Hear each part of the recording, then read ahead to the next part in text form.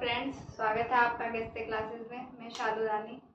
हम ब्लड पढ़ रहे थे, ब्लड का एक पार्ट कर लिया हमने। आज उसके आगे का देख लेते हैं।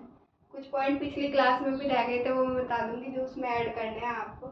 जैसे आरबीसी, डब्ल्यूबीसी और प्लेटलेट्स, इनको क्या बोलते हैं। और आरबीसी को एरिथ्रोसाइट,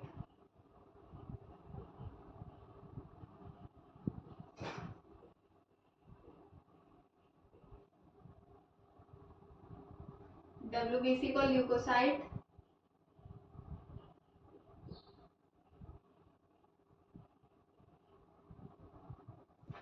और प्लेटलेट्स को थ्रोम्बोसाइट।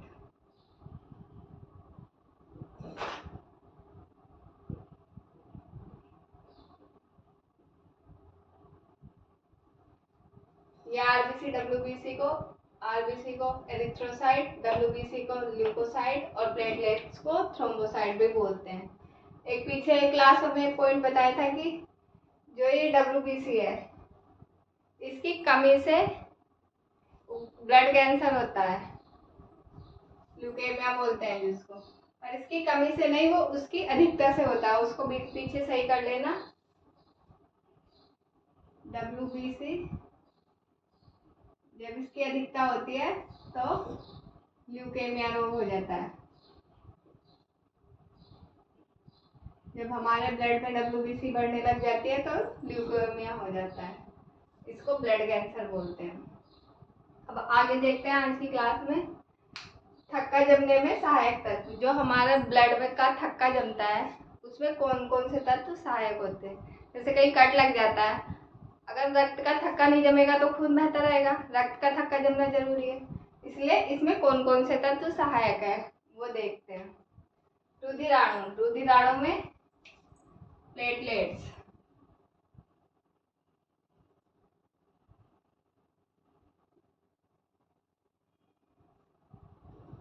प्लेटलेट्स को थ्रोम्बोसाइट। जो थ्रोम्बोसाइट होती है वो रक्त का थक्का जमने में सहायक है। और प्रोटीन कौन कौन से होते हैं। फाइब्रिनोजेन,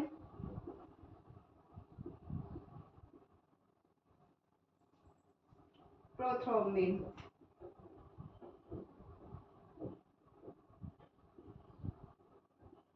ये दोनों प्रोटीन है, ये रक्त का थक्का जमने में सहायता करते हैं। फाइब्रिनोजेन और प्रोथ्रोम्बिन। तत्व या धातु, कौन सा तत्व या धातु होता है तो कैल्शियम होता है, वो भी रक्त का थक्का जमने में सहायता करता है।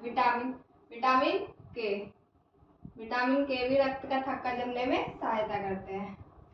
एंटी क्लॉटिंग मतलब रक्त का थक्का जमना जरूरी है। जब हमारे कहीं भी कट लग जाता है तो उसको रोकने के लिए रक्त का थक्का जमना जरूरी है। पर अगर ये रक्त का थक्का हमारी अंदर ही ब्लड वेसल्स जो होती है उनमें जम जाए तो प्रॉब्लम हो जाएगी, क्योंकि जहाँ पे ही जमेगा वहां से खून पास नहीं होएगा, और ब्लड का पास होना जरूरी है ऑक्सीजन के लिए। तो एंटी क्लॉटिंग, हमारे ब्लड में एक एंटी क्लॉटिंग होता है हेपरिन।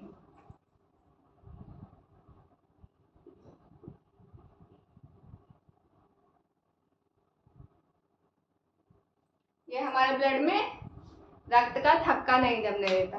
पर जैसे ये जब तक ये अंदर रहता है, जब तक तो ये रक्त का थक्का नहीं जमने देता, और जैसे ये हवा के संपर्क में आता है बाहर तो ये मर जाता है। और बाकी के जो ये थक्का जमाने में सहायक तत्व है, ये रक्त का थक्का जमा देते हैं। ये हवा के संपर्क में आते ही मर जाता है और रक्त का थक्का जम जाता है। जब तक ये अंदर है, जब तक ये जीवित है, रक्त का थक्का नहीं जमने देता।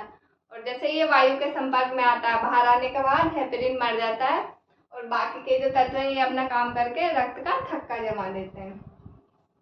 जैसे आपने देखा होगा कई बार हम इंजेक्शन लगवाने जाते हैं तो डॉक्टर इंजेक्शन भरता है, जैसे उसके बाद वो थोड़ा सा उसमें से दवाई निकाल देता है, क्योंकि उसमें वो हवा होती है, उसको पूरी को बाहर निकालता हो। अगर हवा अंदर चली गई तो अंदर जाके हेपरिन को मार देगी, और हेपरिन के मरते ही ब्लड जम जाएगा अंदर, और ब्लड जमने से किसी भी व्यक्ति की मृत्यु भी हो सकती है, डेड हो जाएगा। इसलिए वो उसमें से थोड़ी सी दवाई निकाल देता है ताकि वायु अंदर ना जाए। एंटी क्लॉटिंग एक बीमारी होती है जिसमें रक्त का थक्का नहीं जमता, उसे बोलते हैं हीमोफीलिया।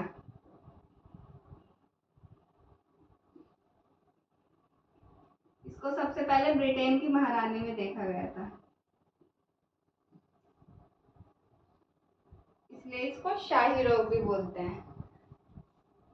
इस बीमारी में रक्त का थक्का नहीं जमता, कट लग जाता है तो खून बहता ही रहता है, इसको बोलते हैं हीमोफीलिया। थक्का बनने की क्रिया, जो थक्का बनने की क्रिया है उसको क्या बोलते हैं? Cascading process.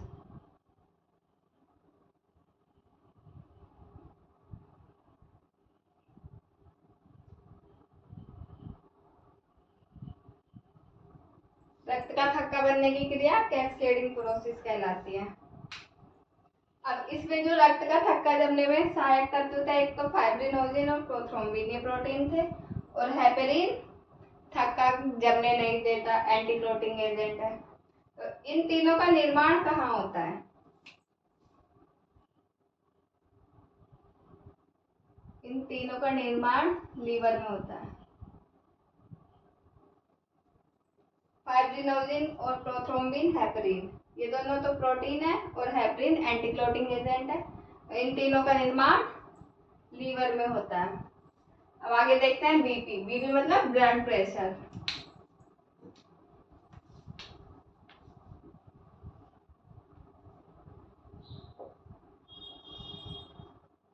ब्लड प्रेशर मतलब हमारी जो ब्लड वेसल्स है उसमें कितनी स्पीड से ब्लड घूमता है।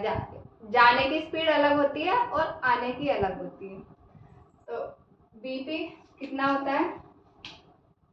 जो नॉर्मल व्यक्ति होता है उसका बीपी 120/80 mm/Hg, इसको इसमें नापते हैं मिली माइक्रोन पर Hg। 120 और 80 इसको कैसे काउंट किया है? 120 मतलब 120 की स्पीड से तो ब्लड जाता है और 80 मतलब 80 की स्पीड से वापस आता है। तो 120 की स्पीड से जाएगा और 80 से वापस आएगा। ये ब्लड प्रेशर होता है एक नॉर्मल व्यक्ति का। हाइपरटेंशन, हाइपरटेंशन मतलब जब किसी व्यक्ति का ब्लड प्रेशर ज्यादा हो जाता है तो उसको हाइपरटेंशन बोलते हैं। वो कितना होता है? जाने की स्पीड 140 और आने की 80 की रहती है।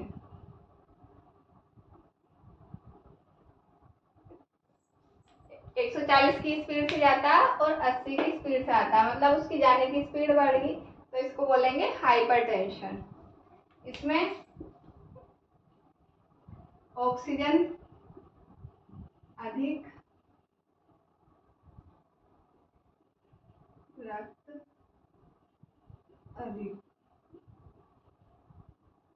रक्त अधिक, ब्लड भी बढ़ जाता है और ऑक्सीजन भी बढ़ जाती है, क्योंकि ब्लड ज्यादा होएगा तो ऑक्सीजन अपने आप ही बढ़ जाएगी। जितना ज्यादा ब्लड होएगा उतनी ऑक्सीजन होती है। हाइपोटेंशन, हाइपोटेंशन मतलब ब्लड प्रेशर का कम होना। इसमें ज्यादा हो रहा था यहाँ,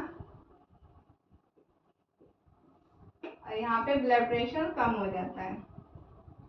ये जाने की स्पीड यहाँ 120 से 110 रह जाती है और वापस आने की स्पीड 80 से 70 रह जाती है। यहाँ पे ब्लड प्रेशर कम हो जाता है 110 70, जाने की स्पीड 110 और आने की 70। इसमें रक्त कम होता है, ऑक्सीजन कम। यहाँ पे रक्त भी कम होगा और ऑक्सीजन भी कम होगी, तो इसको हाइपरटेंशन बोलते हैं। हाइपरटेंशन मतलब ब्लड प्रेशर ज्यादा है। हाइपर से याद रख सकते हैं। हाइपर होना मतलब जब किसी को ज्यादा गुस्सा आता है उसको हाइपर बोलते हैं ना, तो इसको यहाँ से याद रख सकते हैं। हाइपरटेंशन ब्लड प्रेशर का ज्यादा होना और हाइपरटेंशन ब्लड प्रेशर का कम होना। इस स्लाइड में इतना ही है, आगे हम देखते हैं दूसरी स्लाइड में।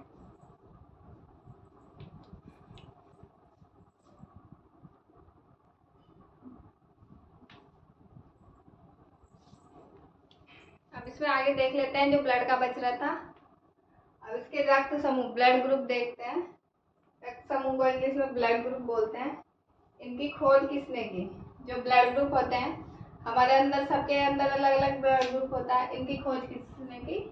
लैंडस्टीनर।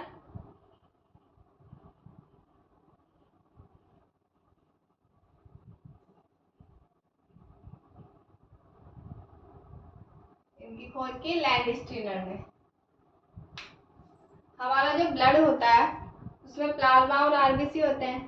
जो प्लाज्मा होते हैं उसमें एंटीबॉडी होते हैं और जो आरबीसी होता है उसके ऊपर एंटीजन होते हैं। प्लाज्मा में और आरबीसी के ऊपर इनमें एंटीबॉडी होते हैं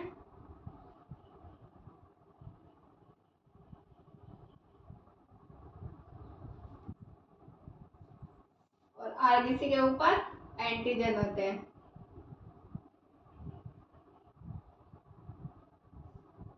आरबीसी गोल होती है, ये पिछली क्लास में बताया था, और जो एंटीजन होते हैं इनकी शेप कुछ ऐसी होती है।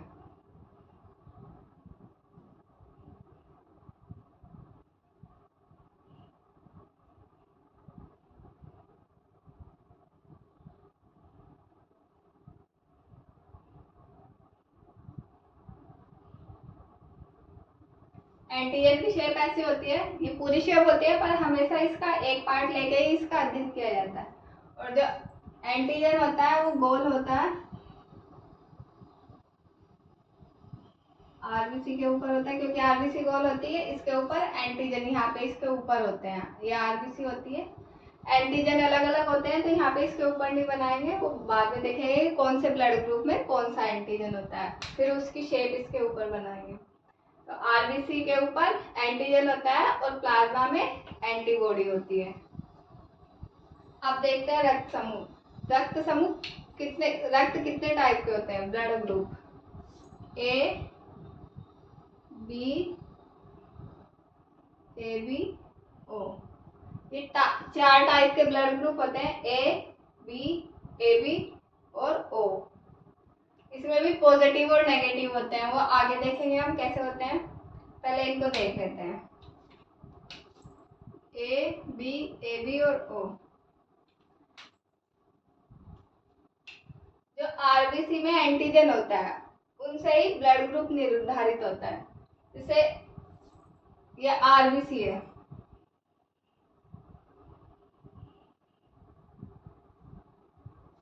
अगर इसके ऊपर ए एंटीजन है, जो एंटीबॉडी है उनको स्मॉल ए और स्मॉल बी से प्रेजेंट करते हैं, और जो एंटीजन है उनको कैपिटल ए और कैपिटल बी से प्रेजेंट करते हैं। तो इसके ऊपर एंटीजन ए है, ये ऐसी शेप होती है एंटीजन ए की, जैसे ए बनाते हैं, ए यू बनाते हैं ना, बस इसमें ये बीच में लाइन नहीं बनाने, इसको बस ऐसे ही बनाना है। तो एंटीजन ए, अगर आरबीसी के ऊपर एंटीजन ए है तो ब्लड ग्रुप भी ए होगा, ए एंटीजन। और जिसमें एंटीजन ए होता है उसमें एंटीबॉडी बी होती है।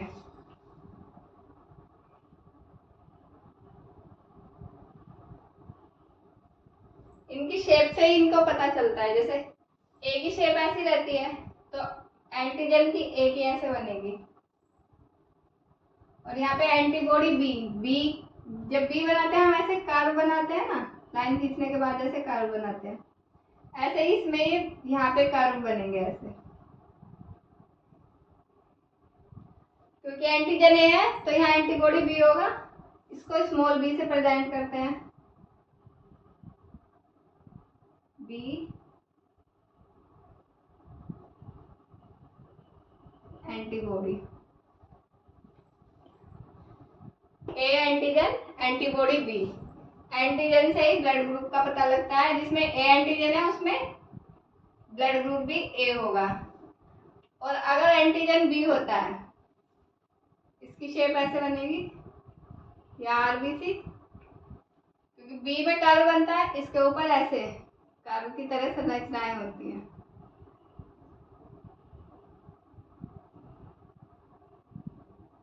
इसमें बी एंटीजन होगा।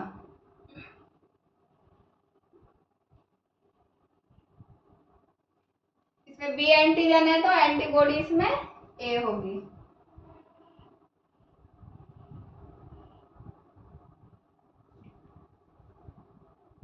ए की शेप ऐसी होती है चोंच वाली, तो इसमें ऐसे संरचना होगी। यहाँ पे ऊपर कर्व बनाए थे, यहाँ पे ये ए के जैसी कुछ संरचना होगी, जैसे बी बना देते हैं उल्टा। ए एंटीबॉडी,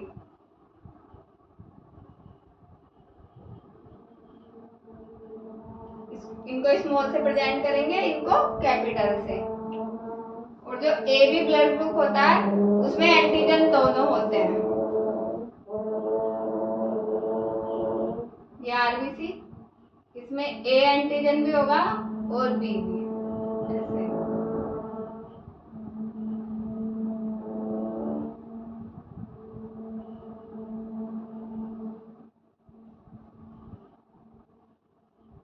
ए बी एंटीजन,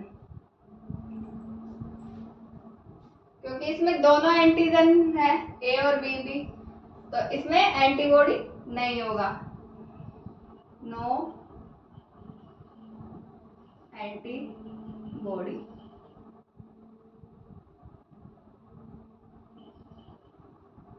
इसमें कोई भी एंटीबॉडी नहीं होगा। और जो ओ ब्लड ग्रुप रहता है इसमें एंटीजन नहीं होता कोई सा भी, नो एंटीजन। और जो एंटीबॉडी होते हैं इसमें दोनों होते हैं, ए और बी दोनों। ये बी,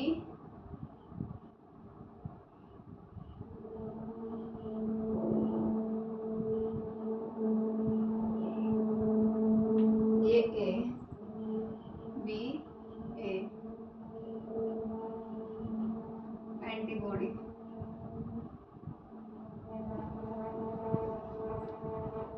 अब इसको एक बार फिर से देख लेते हैं।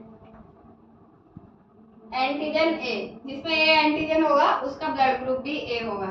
एंटीजन ए है तो एंटीबॉडी बी होगा। अगर एंटीबॉडी भी यहाँ पे ए आ जाएगा तो ये दोनों एक दूसरे में फंस जाएंगे, क्योंकि इसकी शेप यहाँ से ये ऐसी है, और अगर यहाँ पे भी ऐसी शेप आ जाएगी तो ये दोनों एक दूसरे में फंस जाएंगे और ब्लड की क्लॉटिंग हो जाएगी। इसलिए जिसमें एंटीजन ए होता है वहां पे एंटीबॉडी बी होती है।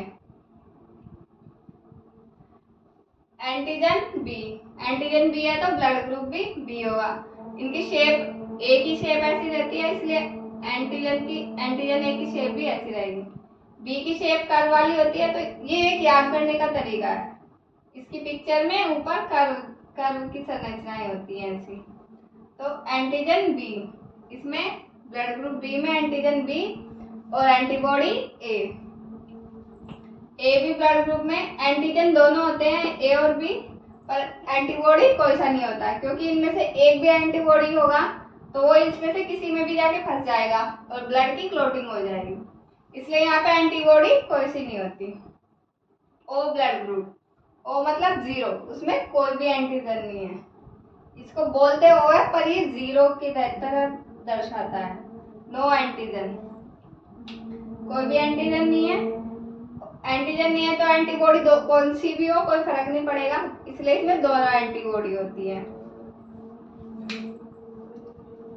ये समझ में आ गया होगा। अब आगे देखते हैं। सर्वदाता मतलब जो सबको ब्लड दे सकता है, किसी को भी ब्लड दे सकता है। ओ नेगेटिव, ओ नेगेटिव जो ब्लड ग्रुप है ये किसी को भी ब्लड दे सकता है, क्योंकि इसमें एंटीजन नहीं होता कोई सा भी।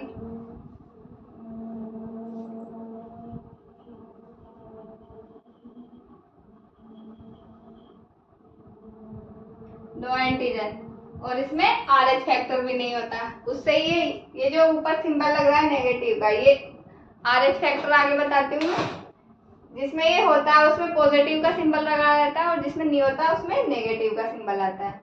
तो इसमें एंटीजन कोई सा नहीं है और RH फैक्टर भी नहीं है। नो एंटीजन है, RH फैक्टर।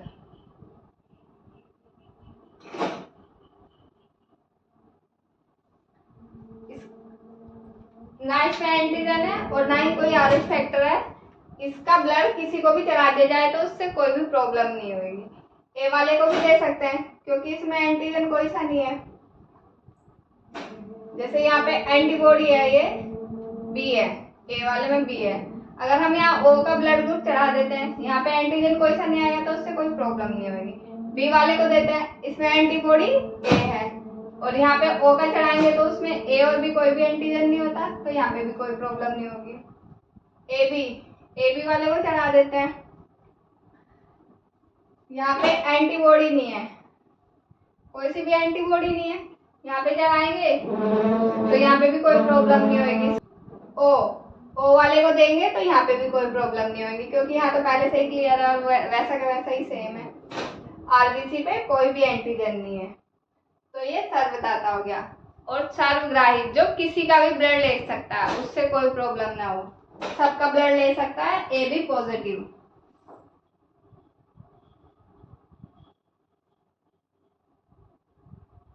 AB पॉजिटिव, ये AB है।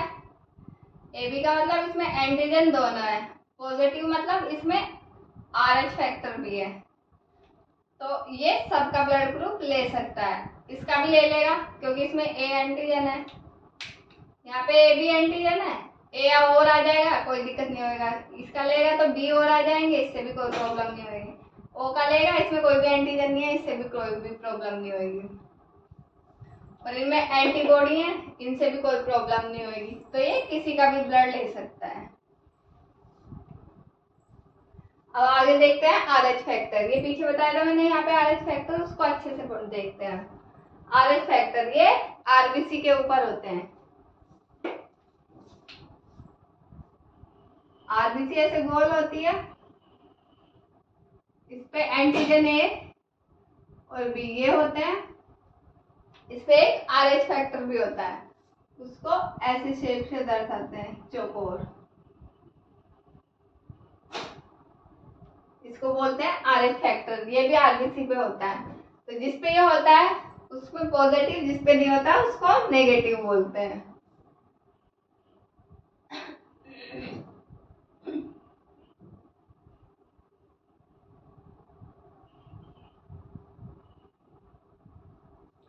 RBC पे होता है ये RH फैक्टर, इसकी खोज की वीनर ने।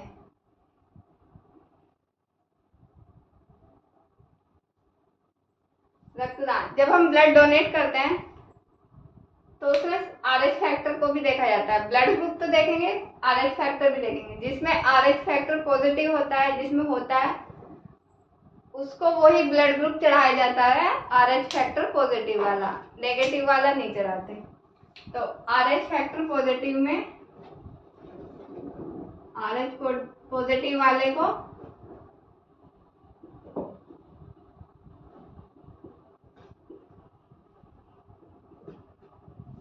RH पॉजिटिव वाला ब्लड,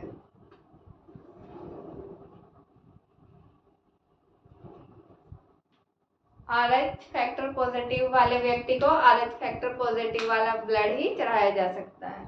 दूसरा, ये RH फैक्टर के यहाँ लिख लेते हैं, RH फैक्टर उपस्थित, इसको बोलेंगे RH पॉजिटिव। अनुपस्थित,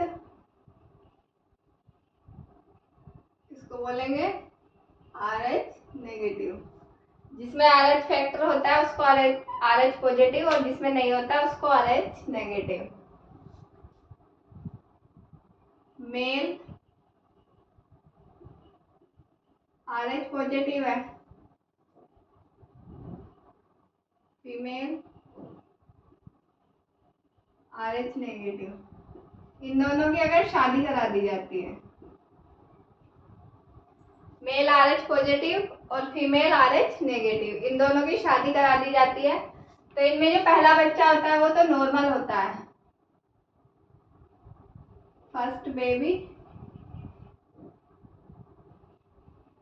नॉर्मल, फर्स्ट बेबी इनका नॉर्मल हो जाता है, लेकिन जो आगे की संतान होती है वो जन्म लेने से पहले ही उनकी मृत्यु हो जाती है। इसमें एक ये सॉल्यूशन होता है कि प्री मेच्योर बेबी की डिलीवरी करा दी जाती है, सिजेरियन, सी सेक्शन।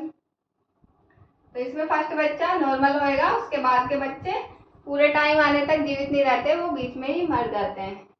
इसको बोलते हैं इरिथ्रोब्लास्टोसिस। अब विश्व और भारत में ये RH फैक्टर पॉजिटिव की कितना परसेंट है?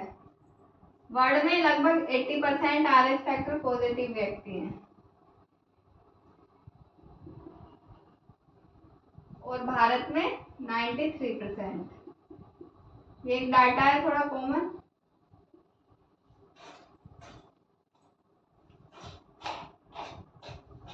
एक बार इसको और समझ लेते हैं। RH फैक्टर ये RBC पे होते हैं, एंटीजन A और B तो होते ही है। RH फैक्टर इसको ऐसे दर्शाते हैं चौकोरा आकृति बना के, जिनमें ये होते हैं उसको RH फैक्टर पॉजिटिव और जिसमें नहीं होते उसको नेगेटिव बोलते हैं। खोज, इसकी खोज वीनर ने की थी रिसर्च बंदर में।